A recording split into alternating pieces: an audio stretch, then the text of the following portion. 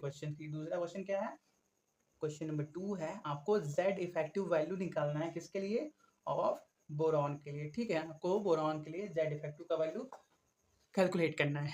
ठीक है, अब बोरान का एटॉमिक नंबर कितना होता है, 5। तो पहले क्या है, रूल क्या है कि ये कैसे निकलेगा, स्लैटर रूल से निकलेगा Z इफेक्टिव का वैल्यू।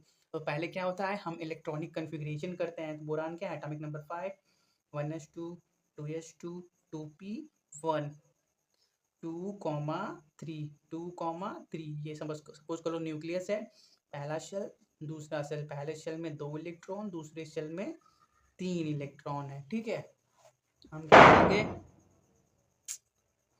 हम क्या करेंगे, किसी एक इलेक्ट्रॉन पे इफेक्टिव न्यूक्लियर चार्ज का वैल्यू निकालेंगे। सपोज कर लो हमने इसको बॉक्स में कैद कर लिया। अब हम क्या करेंगे, इसी के ऊपर सब निकालेंगे कैलकुलेशन।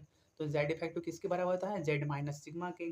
तो Z क्या है, atomic number, Z effective for boron Z minus sigma. Z क्या है, 5 है एटॉमिक नंबर। सिग्मा कैसे निकलता है, आउटर मोस्ट शेल में जो इस इलेक्ट्रॉन के अलावा, जिसको आप बंद किए हो जिस इलेक्ट्रॉन को, उसके अलावा जितने भी इलेक्ट्रॉन होते हैं उनका कंट्रीब्यूशन कितना होता है, 0.35 यूनिट पर इलेक्ट्रॉन। एक इलेक्ट्रॉन इतना कंट्रीब्यूट करता है।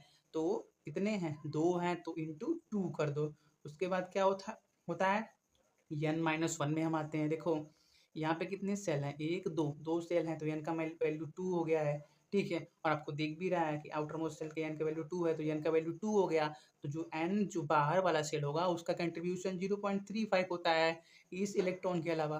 उसके बाद n-1 में आते हैं, तो वहाँ पे कंट्रीब्यूशन कितना होता है, 0.85 यूनिट पर इलेक्ट्रॉन का। ठीक है, सिग्मा निकालने के लिए कंट्रीब्यूशन। तो कितने इलेक्ट्रॉन हैं, 2 इलेक्ट्रॉन है, तो कितना होगा 0.85 इंटू 2।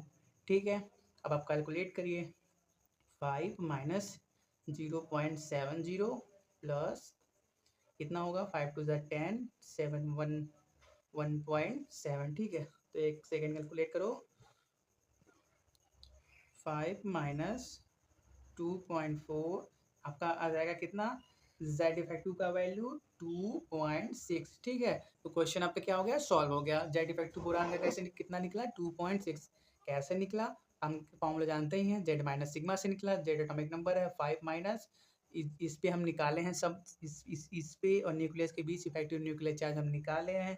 तो हमने क्या किया, इसको बॉक्स में पैक कर दिया। इसके अलावा जितने भी उस सेल में इलेक्ट्रॉन होंगे उनका कंट्रीब्यूशन 0.35 इन यूनिट पर इलेक्ट्रॉन होता है, हमको मालूम है।